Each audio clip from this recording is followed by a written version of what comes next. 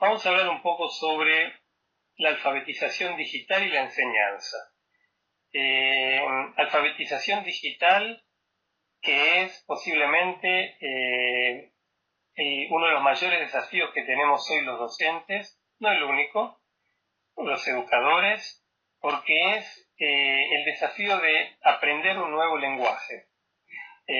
Todos estamos de acuerdo en que hay que alfabetizar y todos estamos de acuerdo en que la educación, tal como la concebimos y tal como la concibieron, digamos, los que podemos llamar los padres fundadores de la nación de la generación del 80, o sea, cuando nació la ley de educación gratuita, obligatoria y universal. Entonces, uno de los objetivos básicos de la educación era justamente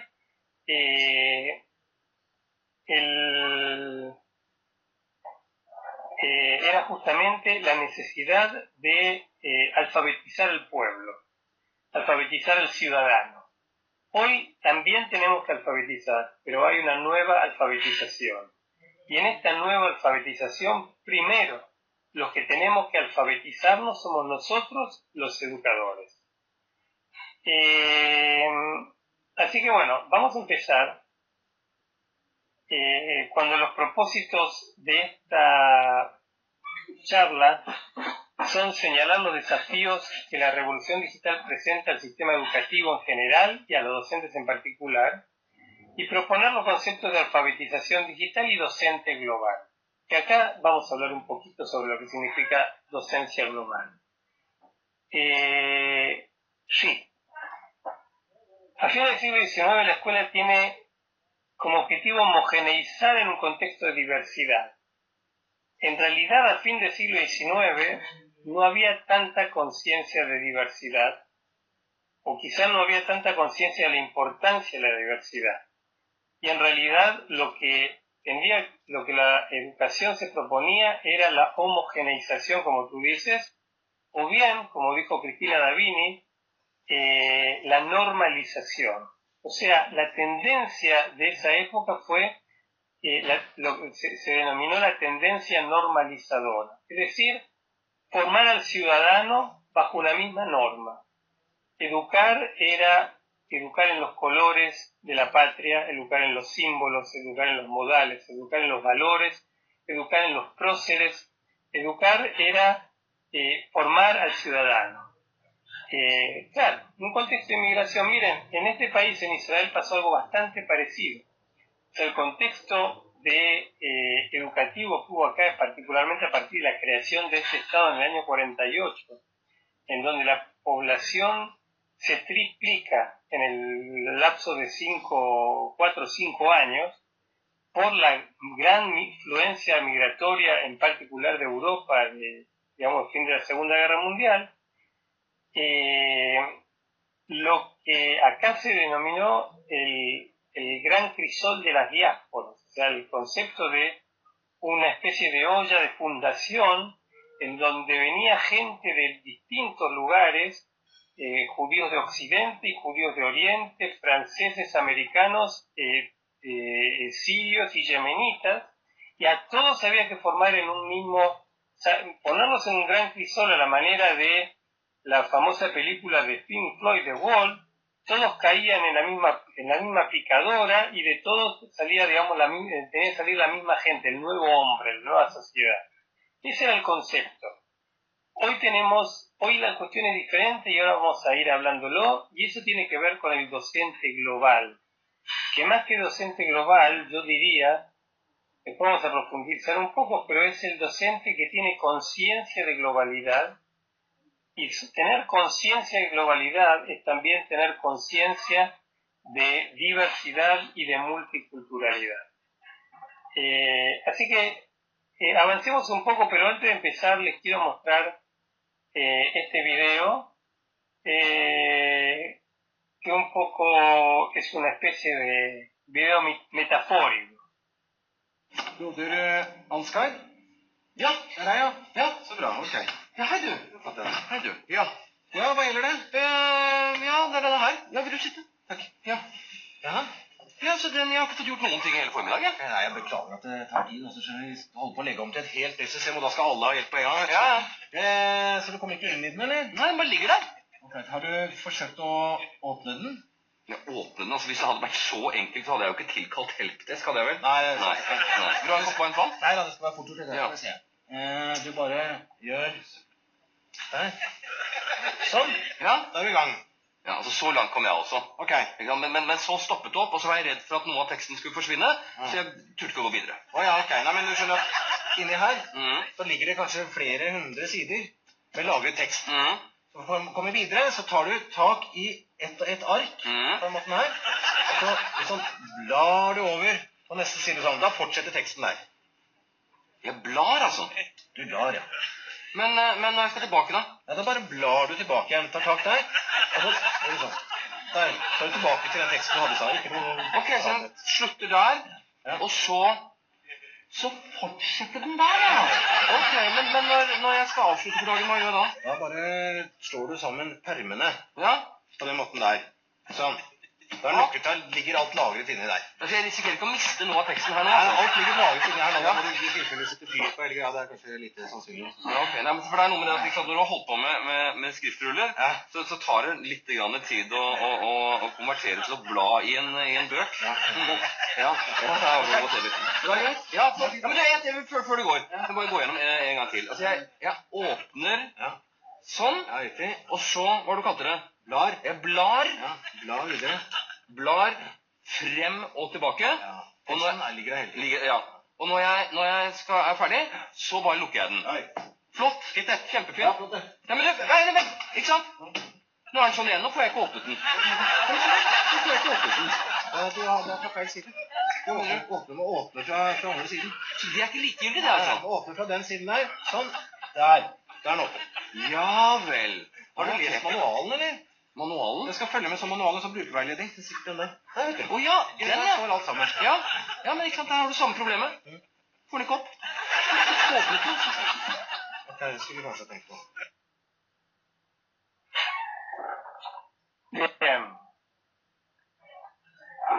Bueno, linda parodia de lo que nos pasa a nosotros día a día, ¿no? Con las distintas aplicaciones y los distintos programas. Y con esto empezamos.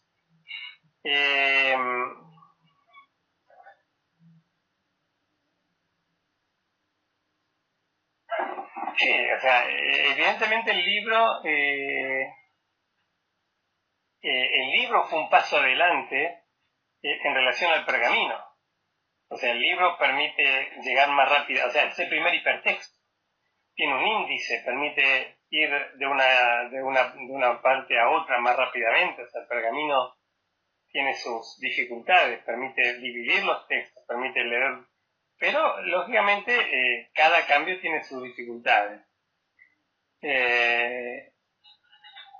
No, el libro es un recurso antiguo hasta ahí, o sea, nosotros seguimos usando libros, lo que pasa es que nuestra cultura está acumulativa, o sea, no hemos, le damos nuevos formatos, hay mucha gente que ya trabaja con libros digitales, que siguen teniendo en buena parte el formato libro, pero con algunas ventajas, pero miren, seguimos teniendo libros, seguimos yendo a la biblioteca, a sacar libros, pero no se usan como antes, y eso es definitivamente verdad.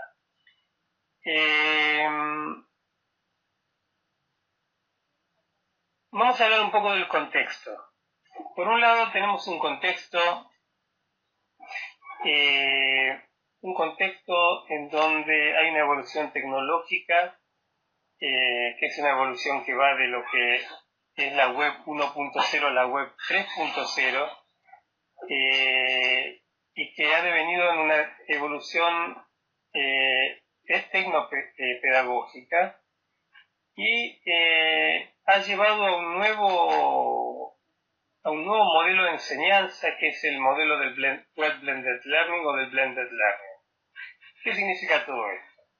Tenemos hoy, ya digamos desde el año 2003, 2004, perdón, desde el año 95, obviamente tenemos los inicios de Internet, 98, 99, 2000, depende de los lugares. E Internet mismo ha tenido una evolución, que más en un ratito se la voy a explicar, que va de un Internet estático, lo que yo llamo el Internet vidriera o el Internet vitrina, que es la web 1.0, que es la Internet que me permite mirar, pasando por la web 2.0, que es central, que es la Internet que me permite producir y hacer, y la Internet web, lo que llama la web 3.0, que es la web inteligente, que es la Internet que interactúa inteligentemente conmigo. O sea, también miro, también hago y también realimento e interactúo. Eso ha producido que también el diseño de la enseñanza haya cambiado. Ya no tenemos una enseñanza únicamente presencial. Así como el libro no tiene el monopolio de la lectura, la presencialidad no es monopólica en la enseñanza. Cada vez más el recurso internetico soporta y ayuda y permite generar propuestas de enseñanza que no son solamente presenciales, sino que son blended, mixtas, presencial, no presencial. La revolución digital nos propone nuevos componentes en los procesos de alfabetización, que es la alfabetización digital. Incluye, en tanto alfabetización, nuevas destrezas cognitivas y afectivas. Y esto lo vamos a ver ahora también al avanzar en la charla. Y la enseñanza adquiere nuevas dimensiones que yo llamé enseñanza aumentada, lo cual impactó en el rol tradicional del docente. Vamos a ir desglosando cada uno de estos conceptos a medida que avanzamos. En primer lugar, tenemos el contexto de la sociedad del conocimiento o la sociedad de la información. Manuel Castells en el año 2004 publicó su trilogía La Era de la Información, que es, digamos, una gran revolución respecto del concepto sociológico de sociedad. Manuel Castells es un sociólogo español, catalán, que de alguna manera ha aunado, sintetizado y producido un conocimiento, una concepción o una comprensión bien interesante acerca de la sociedad. Castells ve, por ejemplo, en esta sociedad cuál es el lugar del conocimiento en relación con el desarrollo económico e industrial de una sociedad. Una de las cuestiones más interesantes que menciona Castells es el hecho de que hoy por hoy, a diferencia de lo que ha ocurrido a lo largo de la historia, el conocimiento no es solamente parte de los medios de producción, sino que también en sí mismo es objeto de producción. ¿Qué significa esto? A lo largo de la historia, el hombre siempre se ha valido de conocimiento para mejorar su producción. Digamos, la revolución industrial, la revolución, las distintas revoluciones, la revolución de la energía, del carbón, de la electricidad, del transporte, en todas estas revoluciones el hombre se ha valido de conocimientos para producir más y mejor. Con la revolución industrial, la época del Fordismo, se aprovecha la energía, la gran capacidad que hay de producir energía y la gran capacidad que hay de desarrollar maquinarias que producen en masa como para masificar la producción. Nosotros podemos tomar una, digamos, materia prima, digamos, ovejas, hilo, lana y en el tiempo y con la energía que antes se producían una camisa, 2 camisas o 5 camisas, ahora podemos producir 5.000 camisas, 50.000 camisas o 500.000 camisas. Los procesos de desarrollo industrial se van complejizando merced al avance del conocimiento y a su aplicación inmediata a la producción, y esto hace que el hombre se desarrolle, las sociedades se desarrollen de manera aritmética o hasta exponencial. Ahora bien, siempre estos modos de producción dependen de materias primas bien definidas. O sea, las industrias dependen para su funcionamiento de la existencia de determinados insumos y de energía, además de mano de obra, de recursos humanos. O sea que el objeto de la producción es, este insumo que será transformado con energía en otra cosa. La industria, la era del conocimiento se caracteriza por el hecho de que el objeto de la producción también es el conocimiento. O sea, por primera vez en la historia, el conocimiento no es solamente medio de producción, es también materia prima.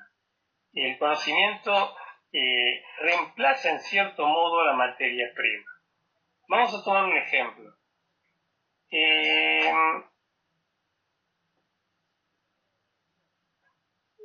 Tenemos, por ejemplo, 3 muchachos estudiantes de Harvard se juntan en el sótano de su casa, planean alguna especie de sitio en el cual la gente pueda encontrarse y pueda mirarse y pueda descubrirse y pueda mostrarse. Utilizan para eso ordenadores y programas existentes, programan con programas existentes, programan un programa nuevo. Ese programa se llama Facebook, y 10 años después Facebook es posiblemente, si no se encuentra entre las 5 empresas más grandes del mundo. Facebook, por ejemplo, se vale de un concepto que ya existía previamente, que era el de red social. Hay muchas redes sociales. Castells habló de las redes sociales. Castells habló del problema que esta era puede generar en el hombre que quede fuera de la red social, los problemas de identidad, los problemas de segregación, de marginalización. En su momento Castells habló de los fundamentalismos, habló también de los de distintos movimientos segregacionistas. Hoy, por ejemplo, tenemos al Estado Islámico, al ISIS, acá cerca a la vuelta. Pero sigamos con Facebook, que es más simpático. Facebook se vale de un concepto que es el de red social. Está el concepto de red social y Facebook lo hace popular. Hoy hablamos todos de redes sociales. ¿Pero qué es una red social? ¿Dónde está? Está en algún lado, es digital. No usamos para eso ni tierra, ni ovejas, ni ganado, ni energía, nada. La red social existe y necesita un mínimo de energía para subsistir. Necesita el internet.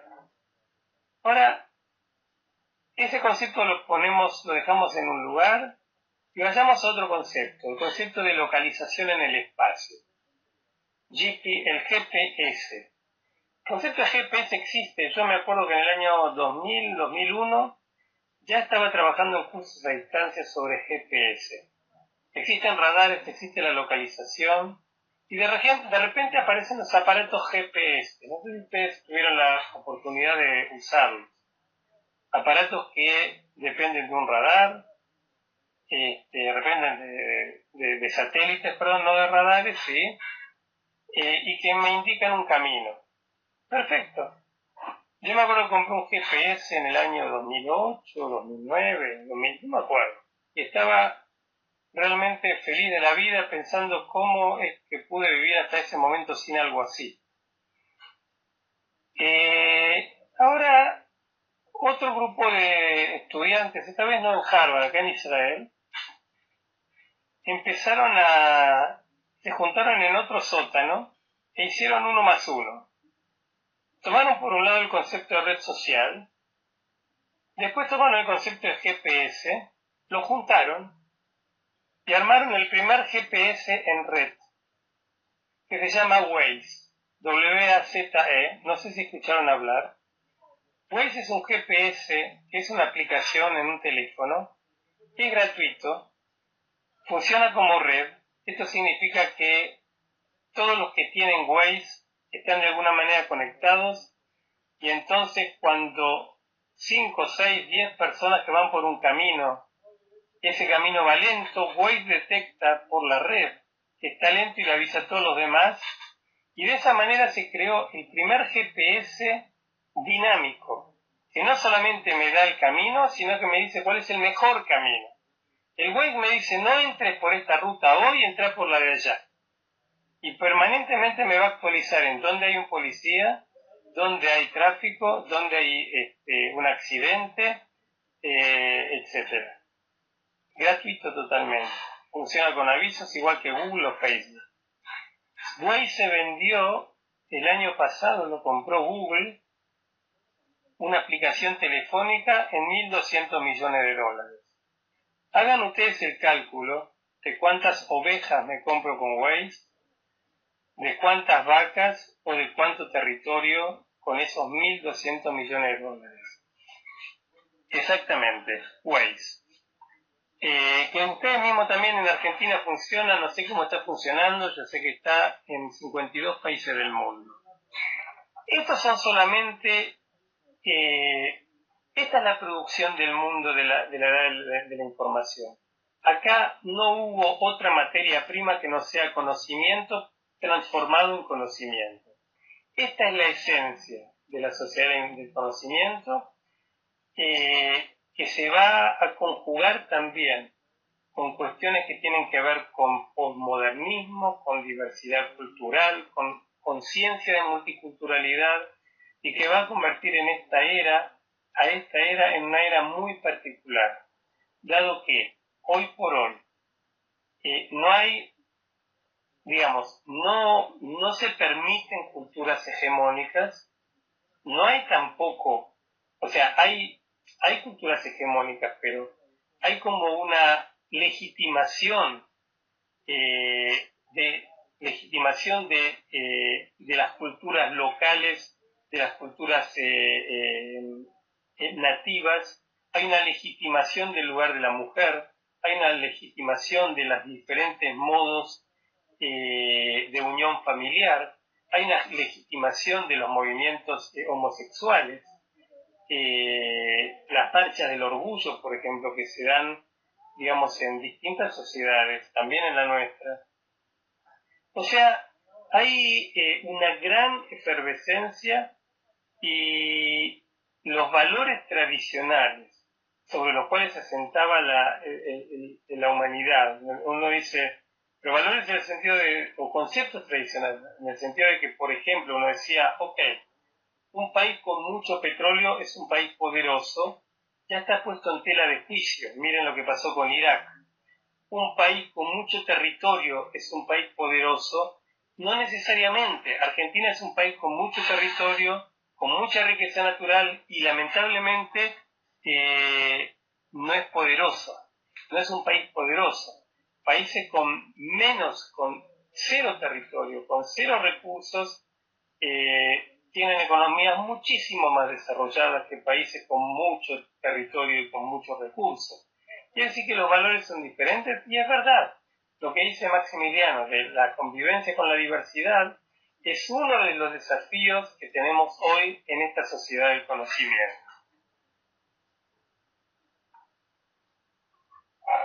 Una de las cuestiones de que estaba hablando, digamos, yo estaba hablando en otra conferencia sobre esto, es el tema del acceso a la información. Fíjense que hoy una de las características de la sociedad del conocimiento es el acceso a la información. Todos accedemos a muchísima información en tiempo real, como, digamos, de cualquier manera. Y sin embargo yo definí a todo el tema de la información como uno de los excesos de esta época. Nosotros sufrimos hoy de un exceso de información. Y no solamente nosotros, nuestros alumnos sufren de un exceso de información. Y les voy a dar un ejemplo muy simple. El 95% de la gente que yo conozco, cuando hay algo que no sabe, lo busca en Google, ¿verdad? Posiblemente ustedes también. Bien, ahora vamos a hablar de eso, Andrea. Ahora, ¿cómo funciona? ¿Alguno de ustedes sabe exactamente cómo funciona Google? Les voy a contar un par de cosas. En primer lugar, cuando ustedes ponen cualquier concepto, cualquier idea, cualquier frase en Google, le va a decir que en los 2 segundos con 3 décimas que transcurrió la búsqueda, encontró 3.600.000 lugares en donde eso aparece. A mí no me cabe ninguna duda que ninguno de ustedes, ni yo, ni nadie que yo conozco va a buscar en 3 millones y pico de lugares. Vamos a buscar seguramente la primera página, la segunda página, quizá la tercera página como mucho. Quiere decir que Google nos va a decir a nosotros cómo es que vamos a... o sea, ¿qué información vamos a acceder? Las 3 primeras páginas. Ahora, ¿cómo se ordena en Google la información? ¿Qué va primero y qué va al final? Sí, pero de acuerdo a qué criterio. Si ustedes, cuando termine esta charla, se acuerdan de esto, van a ir a Google y van a hacer una búsqueda. Y van a ver que tienen 2 tipos de resultados. Hay resultados que están en el centro de la página y hay otros resultados que están en cuadraditos a un margen, puede ser a la derecha, que en general tienen como un fondo amarillo y que están también en la primera página. Ok, los resultados que tienen un fondo amarillo que está en la primera página son resultados para los cuales la gente pagó. O sea, de eso, entre otras cosas, vive Google.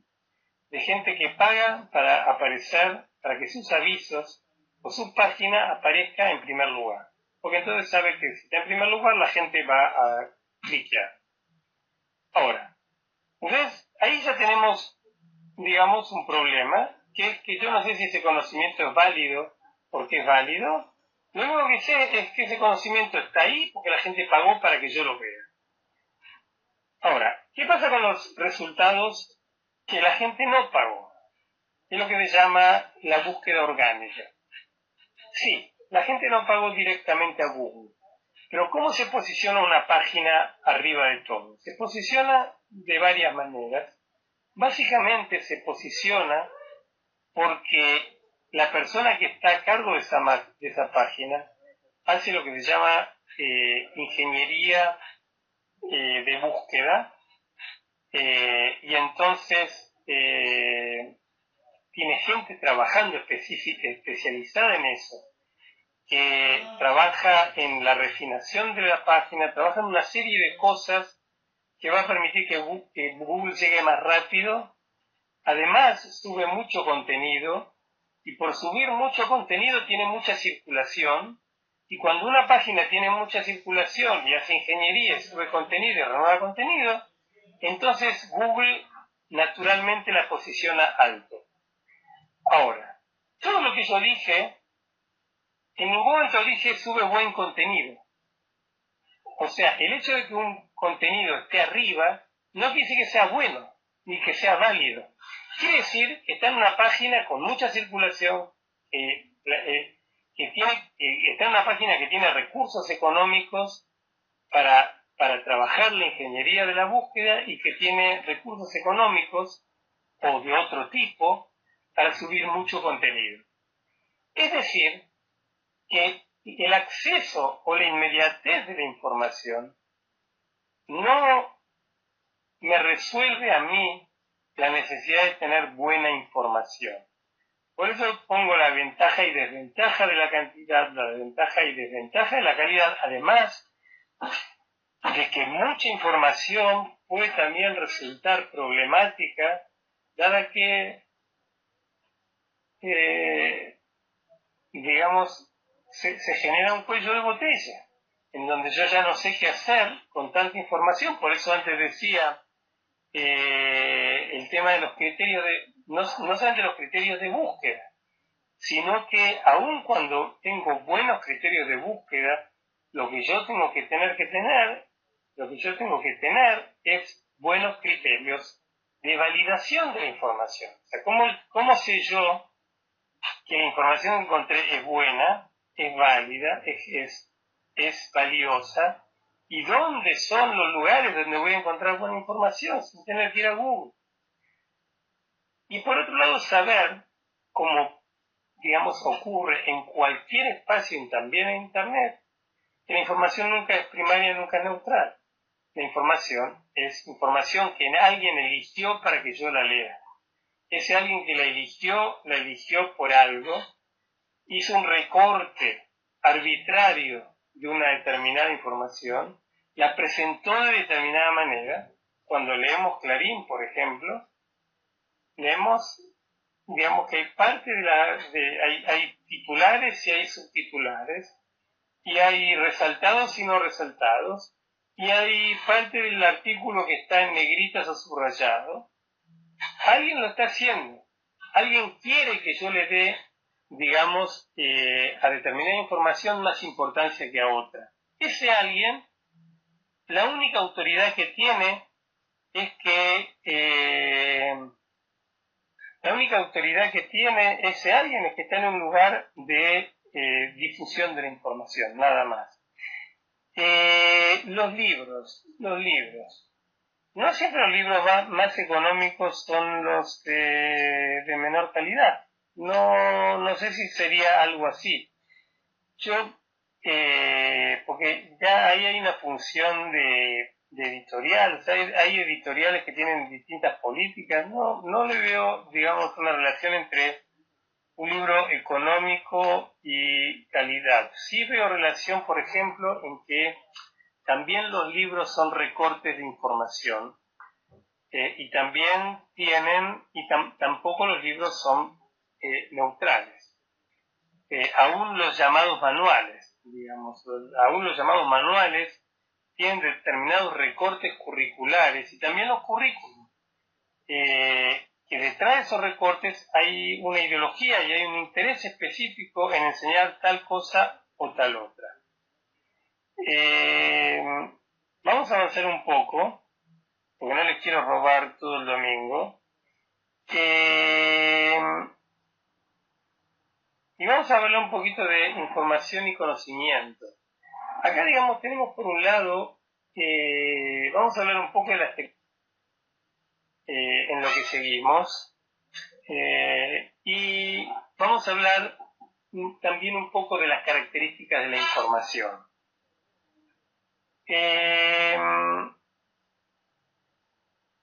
Por un lado hablamos de información y conocimiento. Acá hay un intento de entender las relaciones entre información y conocimiento, cuando uno dice que información es discreta, o sea, si ustedes leen lo que está escrito ahí, lo que diríamos, para hacer un poco de síntesis en todo esto, es que el conocimiento sería la información procesada. El conocimiento es la información en contexto, la información elaborada, la información en red. La información, el conocimiento elaborado siempre me da un margen de ambigüedad, de apertura, de pregunta, de discusión. La información parece ser, digamos, más neutra, parece ser más clara. De todas maneras, esta es una diferenciación en cierto modo relativa, porque la información siempre viene de algún contexto, siempre está elegida de determinada manera. No, para llegar al conocimiento hay que tener una habilidad. O sea, está lo que se llama las destrezas cognitivas, que son, por ejemplo, la habilidad de sintetizar, la habilidad de relacionar, la habilidad de articular. El conocimiento en sí no es la habilidad, sino que es lo que se produce merced a la utilización de esa habilidad.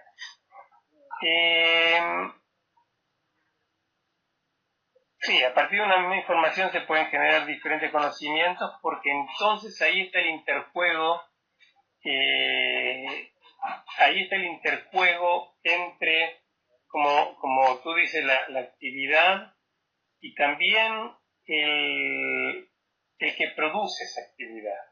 O sea, a partir del mismo tipo de información se pueden producir diferentes tipos de conocimientos si se dan en distintos contextos, con distintos niveles de gente, o sea que exactamente con distintas ideas previas, tanto del docente como del alumno.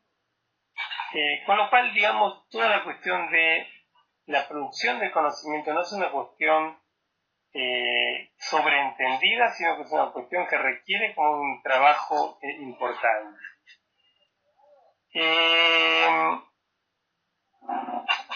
Ahora, yo quiero hablar unos minutos sobre la tecnología en sí y la evolución de la tecnología. Porque antes hablé como al pasar de la web, pero antes de la web tenemos a la tecnología en sí, que ha pasado, digamos, en los últimos 30, 40 años, una evolución bastante meteórica y, digamos, bastante profunda, con transformaciones bastante profundas. Entonces, en primer lugar, siempre la tecnología fue una herramienta. Tenemos ahí, digamos, las herramientas clásicas, pero la tecnología siempre fue una especie de extensión de la mano humana, ¿sí? El martillo es una extensión de la mano para golpear y el destornillador es una extensión de la mano para atornillar.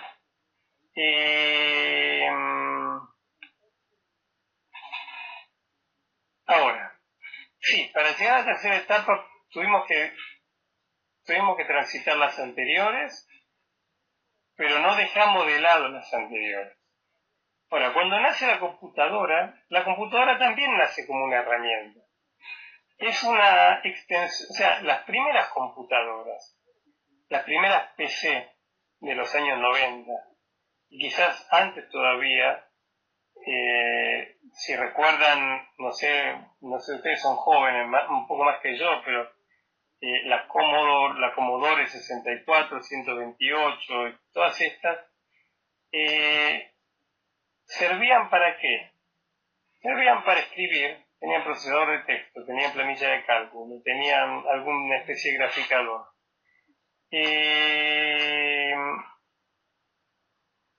Y sí,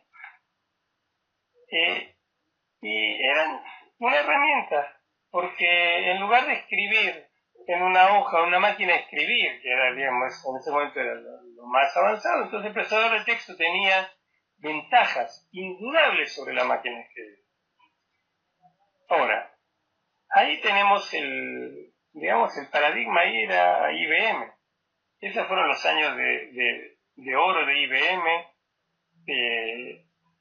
digamos, en donde el fierro era la historia, ¿no? O sea, el hardware.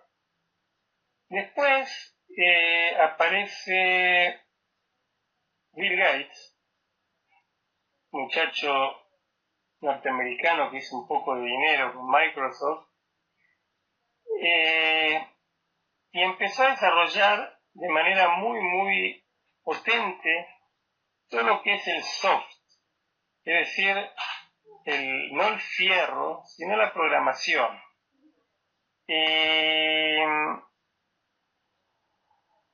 Y más que eso, empezó a desarrollar todo lo que es el soft orientado a la comunicación. Fíjense que ya en el año 94-95 empiezan los primeros correos electrónicos y ya, digamos, los primeros, digamos, Microsoft con Windows empiezan a orientar todo el software hacia ese lugar. Y ya en el año 2000, ya con los comienzos de Internet, era impensable que a alguien se le ocurriría comprar una computadora sin conexión a Internet. O sea, ya no tenía sentido. O sea, si bien la computadora seguía siendo herramienta, la tecnología seguía siendo herramienta, pero el rol más importante que tiene hasta ese momento, que asume entre los años 95 y 2000, es la comunicación. Si ustedes recuerdan, la primera metáfora de Internet fue el de autopista de la información. ¿Qué es una autopista? Una autopista es un lugar en donde algo corre rápidamente de un lugar a otro. Hay una metáfora muy fuerte ahí también de la comunicación. O sea, Internet me podía servir a mí para conectarme también con gente y también con conocimientos. La metáfora fuerte ahí es la comunicación, y el paradigma es Microsoft, el paradigma es Windows, el paradigma es todo lo que es el software. Y entonces pasan 3-4 años más, no mucho más, y nace, digamos, Internet se hace prevaleciente. Mucho más importante es hoy la velocidad que tengo de conexión que la capacidad de almacenamiento de mi computadora. O sea, ya el hard pasa relativamente a segundo plano. Digo relativamente porque todavía es importante tener computadoras que estén, digamos, que estén en el mismo, que se adecúen, digamos, a lo que me da hoy, a la velocidad de conexión, a la velocidad de memoria y todo. Pero el punto central es la computadora. Y se crean una serie de aplicaciones y de programas dentro de lo que es la web 2.0, empezando por Wikipedia, los blogs, Facebook, las redes sociales, que me permiten a mí ya, no me permiten, me obligan a moverme dentro de un entorno. Ahora yo vivo en un entorno digital, en donde buena cantidad de lo que yo hago está en la computadora o en el teléfono y sincronizado o en el tablet, y mi vida se mueve en torno a eso. Y entonces la metáfora deja ya de ser Windows y Microsoft, y ahora va a ser Facebook. Ahora es, digamos, Google. O sea, las grandes empresas que ni siquiera venden programas. Fíjense que Google a nosotros no nos vende nada. Microsoft nos vende Windows y cada tanto saca una versión nueva y hay que comprarla o adquirirla de manera ilegal. Google y Facebook no nos venden nada. Uno puede usar cualquiera de esos programas en forma absolutamente gratuita y sin embargo son las nuevas empresas hegemónicas de Internet. Lógicamente tienen otro tipo, o sea, se cambió la modalidad de comercialización y de producción y de financiamiento. Ya no es venta directa al cliente, como era IBM o como era Microsoft. Ahora es venta indirecta. Entonces, todo eso hace que nosotros estemos ahora, ahora estamos en un entorno tecnológico. Ya no usamos la tecnología como herramienta. Somos parte de este entorno digital, querramos o no querramos.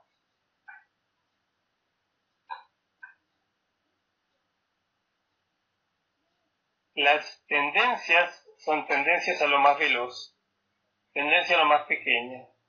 Una tendencia democratizante porque, digamos, hay libre acceso.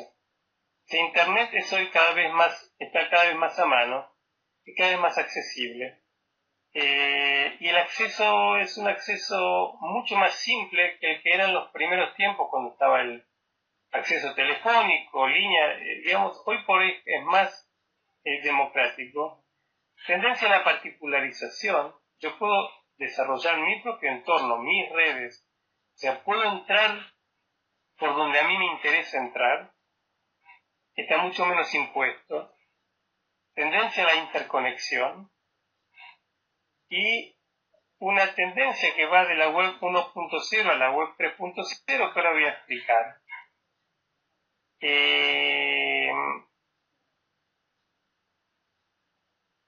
Vamos a llegar a eso, pero quiero explicarles un poco algunas de las características de la alfabetización digital. Un autor israelí, Eshet Alkalay, habla de 4 péndulos en la alfabetización. El primer péndulo dice así: la alfabetización, el idioma se origina siendo pictográfico o ideográfico, es decir, cada palabra que yo quería decir tenía un símbolo claro, pictográfico, ideográfico, o sea que uno lo podía ver y al verlo directamente lo podía pronunciar. El lenguaje evolucionó hacia lo abstracto. Las letras en sí son convenciones, no son pictogramas. En español las letras se pronuncian de una manera y las palabras son unas, en inglés o en italiano son otras. O sea, el idioma es totalmente abstracto. Hoy por hoy el idioma digital vuelve a ser pictográfico, es totalmente icónico. Uno entra a una pantalla y ve iconos. El icono de micrófono, el icono de la red, el icono ¿cómo se llama?, de los archivos. Entonces, hay una vuelta a lo concreto, hay una vuelta a lo pictográfico. Por el otro lado tenemos otro péndulo que va de la lectura continua, o sea, del papiro, como vimos antes. El papiro es una lectura continua, digamos, de izquierda a derecha o en una misma dirección, a la lectura discontinua, que son los libros, y volvemos a una especie de lectura continua, que es la pantalla y que nosotros podemos scrollear y la podemos ver.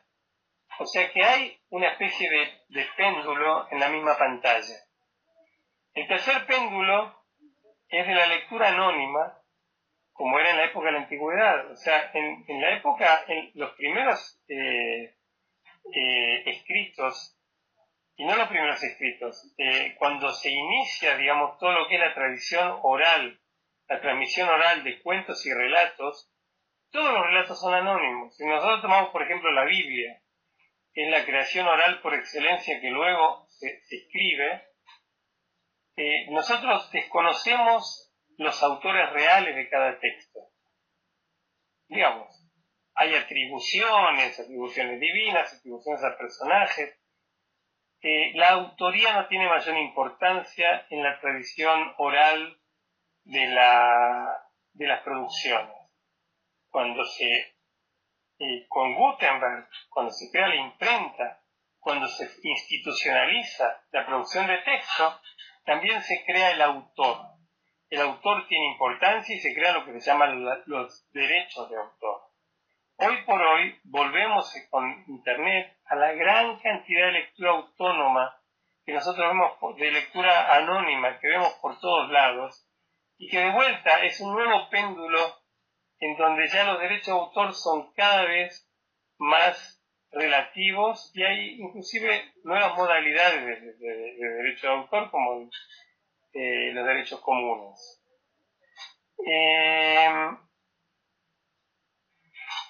Y después tenemos el cuarto péndulo, es de la lectura oral, como era los relatos, digamos, en la antigüedad de los trovadores, de los oradores, a la lectura silenciosa frente a un libro, y nuevamente llegamos a la red y nos encontramos con textos, con sonidos, con música, en donde la oralidad vuelve a tener su protagonismo. Tenemos 5 tipos de alfabetización, también según este autor, que me parece importante compartirlos. Ahora vamos a hablar de los jóvenes. Una alfabetización es visual. Nosotros, digamos, lo visual es muy importante en la red. Los dibujos, los colores, las imágenes, los videos. La alfabetización reproductiva significa la capacidad que yo tengo, la posibilidad que tengo de tomar un texto, desarmarlo, volver a armarlo, agregarle una imagen. Es decir, lo digital me permite jugar con los textos, me permite también plagiar, pero me permite también ser creativo y generar cosas nuevas. Mezclar, revisar, rever, digamos, eso es la alfabetización reproductiva. La alfabetización divergente, que es la posibilidad de leer en múltiples direcciones, adelante, hacia atrás, hipertextos, ir, volver, mantener 2 o 3 o 4 pantallas abiertas. O sea, no es la lectura progresiva que teníamos en el libro. Si ustedes recuerdan el libro de de Julio Cortázar, Rayuela, por ejemplo, era una especie de alfabetización divergente, porque, digamos, nos daba como distintas opciones de lectura, o busca tu propia aventura. Hoy por hoy podemos decir que Internet es una especie de propia aventura de la lectura. La alfabetización de la información, sí, te vi en la cara, Maximiliano, estabas pensando en eso. La alfabetización de la información, que es la lectura crítica, o sea, de qué manera yo tengo que tener criterios de validación frente a toda la gran cantidad de información que me viene. Y la quinta dimensión de la alfabetización es la alfabetización socioemocional, que es la lectura empática, es la posibilidad de ser sensible al que me escribe y al que escribo. Es la posibilidad de la red, digamos, da lugar a muchísimos accidentes emocionales, en donde lo que uno dice puede ser malentendido, lo que uno escribe puede ser mal interpretado, y eso implica un entrenamiento afectivo muy grande que es necesario tener.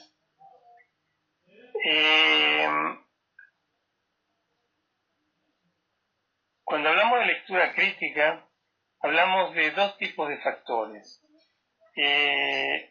Los factores epistemológicos y los factores no epistemológicos.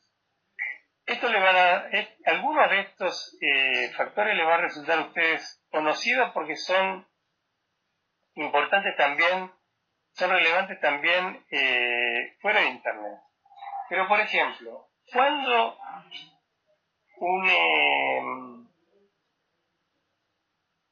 una información puede ser para mí válida. En primer lugar, cuando la fuente es reputable, o sea, tiene reputación.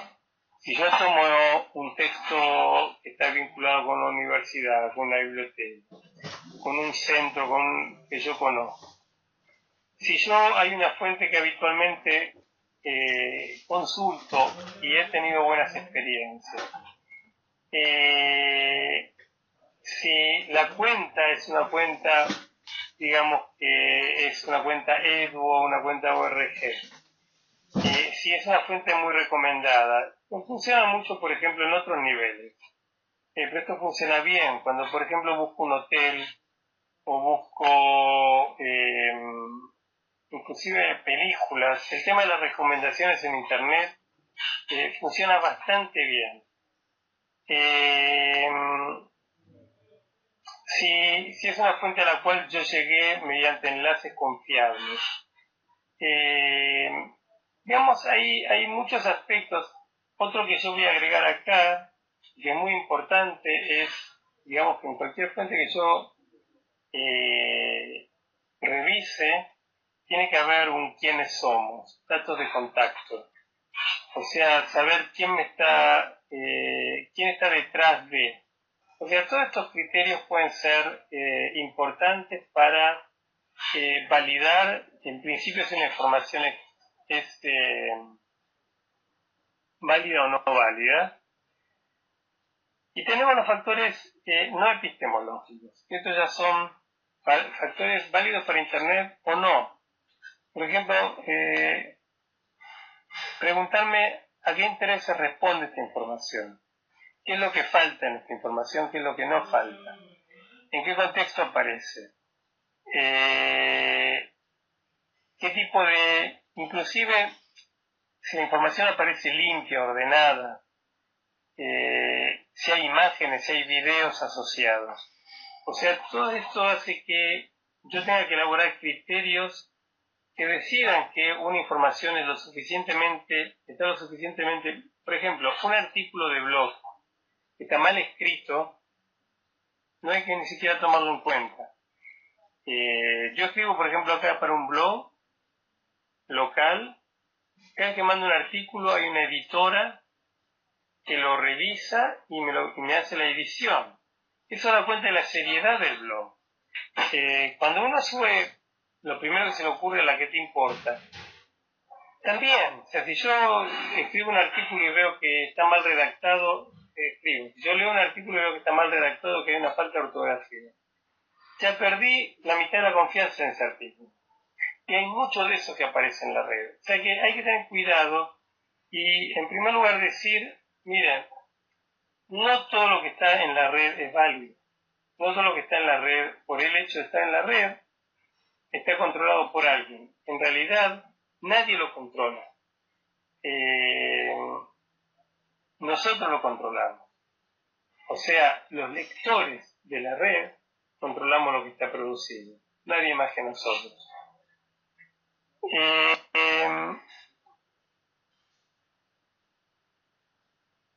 Bien.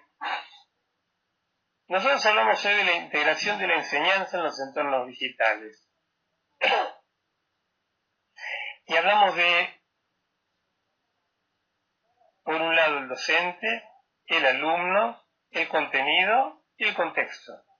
Esto lo mencionó Schwab ya en su momento y lo llamó los lugares comunes o el common place. Lo vamos a pasar rápidamente. Por un lado tenemos el docente que 20 años atrás se hablaba de que el docente tenía que tener dos tipos de conocimientos, que es el conocimiento acerca de los contenidos de la disciplina y el conocimiento acerca de la pedagogía de la disciplina, o sea, la didáctica de la disciplina. Hoy por hoy se agrega, además, los conocimientos tecnológicos de la disciplina. Esto es, en cierto modo, el espacio que nosotros queremos tomar en la formación del docente. O sea, ¿cuál es la tecnología de la pedagogía? ¿O cuál es la pedagogía de la tecnología? ¿Cuál es, nosotros como docentes, cómo nos insertamos en los espacios digitales y cómo hacemos uso de todas estas tecnologías pedagógicamente?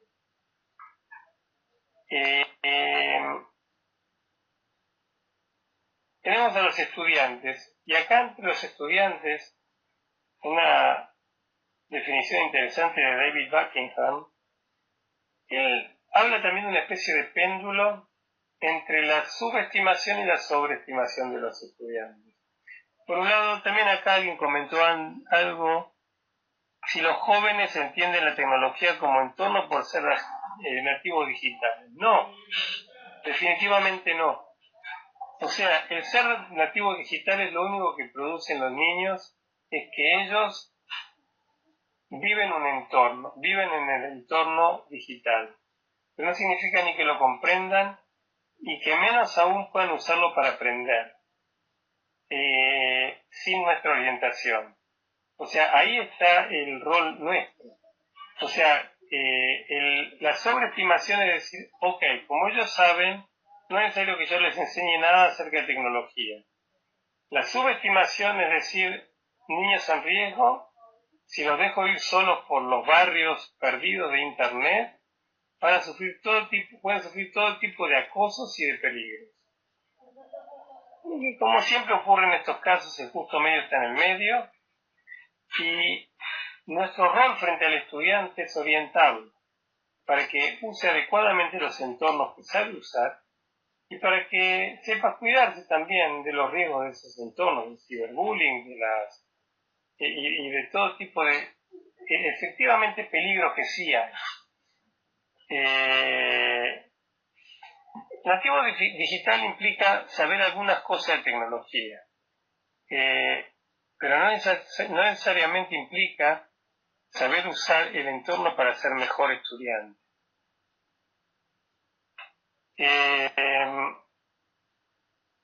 De los contenidos hablamos. Una de las cuestiones que me interesa mencionar, recalcar de los contenidos, es la riqueza digital del contenido. O sea, si ustedes hoy entran en Google y buscan, van a ver que pueden buscar el mismo concepto, lo pueden buscar en imágenes, en videos, en artículos periodísticos. O sea, los formatos se han enriquecido. La información es hoy multidimensional. Ahí escribí efectivamente cualquier cosa, pero la información es hoy multidimensional y eso es muy interesante, porque eso realmente puede realmente enriquecer nuestro aprovechamiento de la información.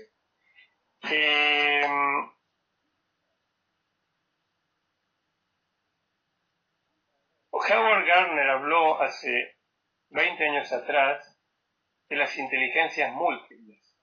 Howard Gardner dijo algo que ya sabíamos, pero le puso palabras y le puso investigación. Dijo, no todo el mundo aprende de la misma manera.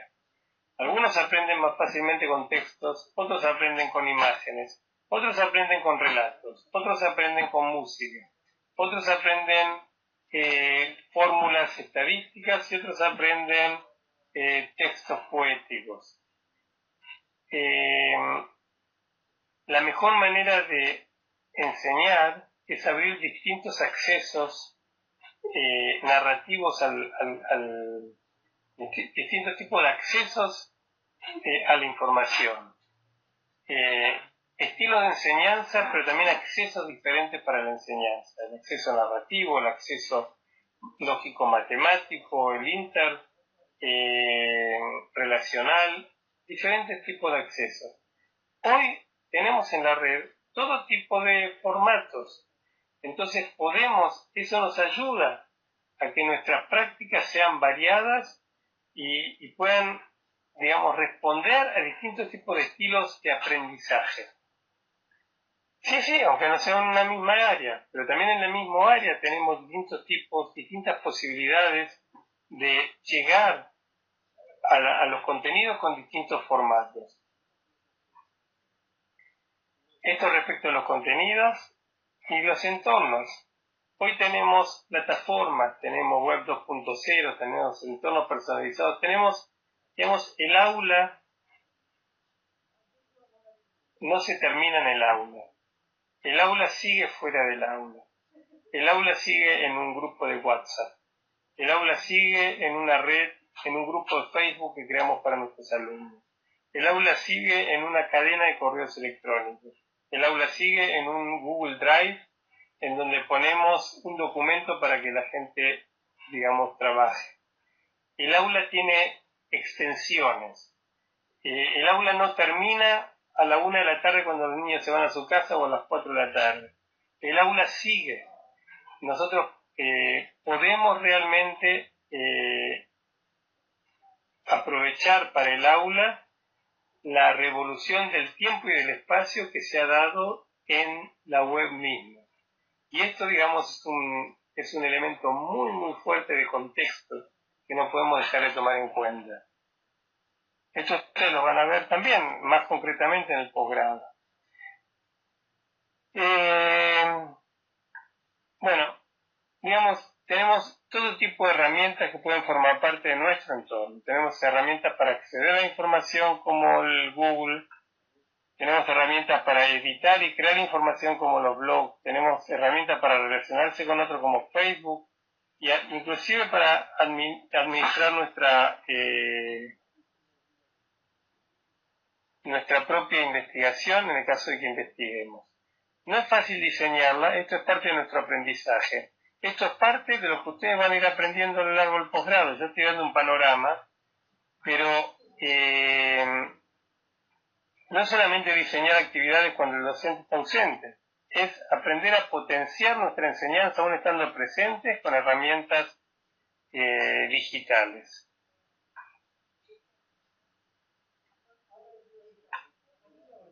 No, esto no tiene. Esto vamos a seguir un poco. Y me gustaría ir cerrando con la redefinición del rol docente. Fíjense que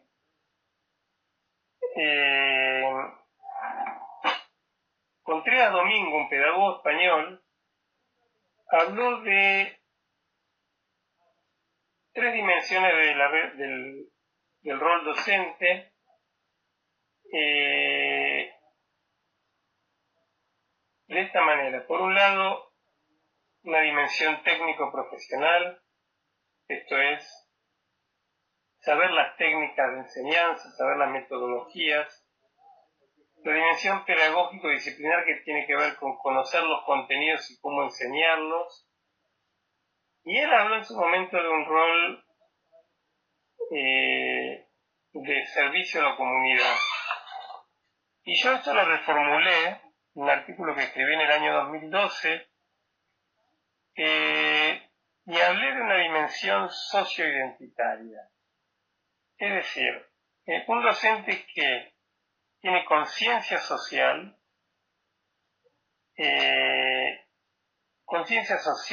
conciencia global, como ven en el dibujo, y conciencia de identidad.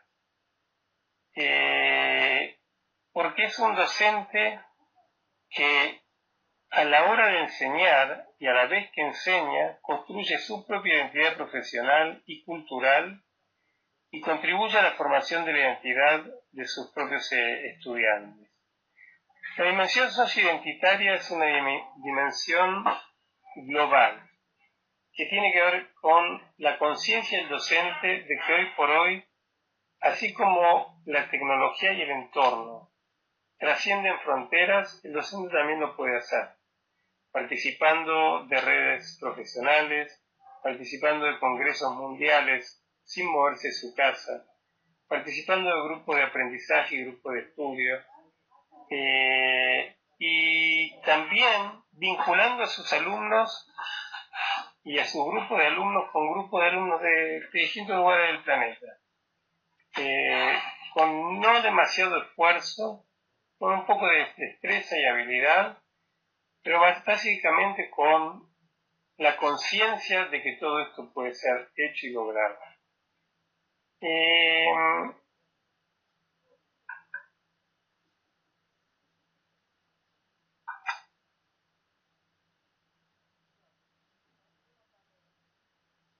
Un docente que puede potenciar sus opciones de diseño pedagógico, alternando lo presencial con lo no presencial. Un docente que optimiza oportunidades de aprendizajes y que multiplica la participación colaborativa de estudiantes y docentes. favoreciendo una sensación de pertenencia positiva al proceso de aprendizaje.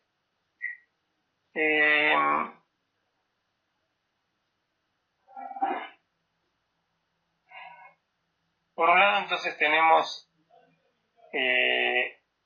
la enseñanza aumentada, que es una enseñanza que se aumenta.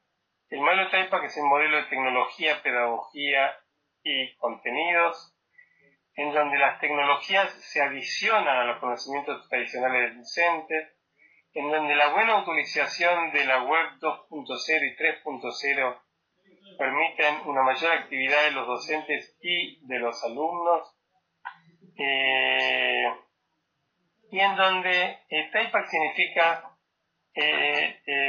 Technological Pedagogical, la A es un agregado, content knowledge, o sea, el conocimiento tecnológico, pedagógico y disciplinar de la enseñanza.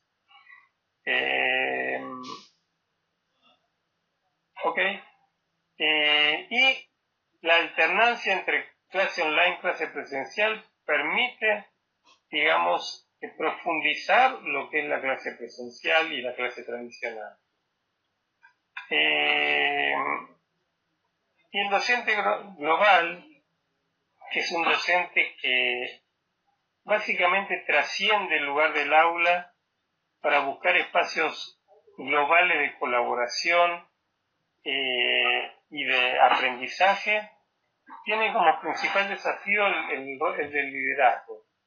Es decir, un liderazgo que lo invita a crecer, que lo invita a potenciar sus propias habilidades, que lo invita a experimentar, que lo invita a generar espacios comunes, y que lo invita a convertirse en un docente que tiene conciencia de la globalidad, que tiene conciencia de un mundo cambiante, que tiene conciencia de la diversidad multicultural. Esto es la enseñanza aumentada, esto es el docente global, y hacia esa línea vamos, de a poquito, aprendiendo, alfabetizándonos, conociendo distintas realidades, y en un proceso que entiendo que puede ser interesante, puede ser fascinante, y puede ser también en algunos momentos frustrante, porque todo este mundo virtual genera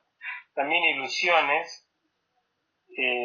un poco de omnipotencia, un poco de fantasía respecto a lo que pueden hacer las tecnologías, y nosotros tenemos que estar preparados para entender que la base en todo esto, cuando yo hablo de enseñar, la base es la pedagogía, es decir, saber usar recursos en función de objetivos claros, contenidos genuinos, propósitos, digamos, aceptados. El docente es propietario de un saber, no es el único propietario del saber, y el saber que tiene el docente es el saber identificar los problemas, conocer las herramientas, apropiarse de las destrezas, apropiarse de un lenguaje y, lógicamente, conocer los núcleos, como decía el mismo Schwab, conocer cuáles son los núcleos sustantivos y los núcleos sintácticos de la disciplina, es decir, cuáles son los problemas centrales de la disciplina y cuáles son los modos de conocimiento de esa disciplina, es decir, cuál es la metodología de investigación de esa disciplina que me permite llegar a esos conocimientos.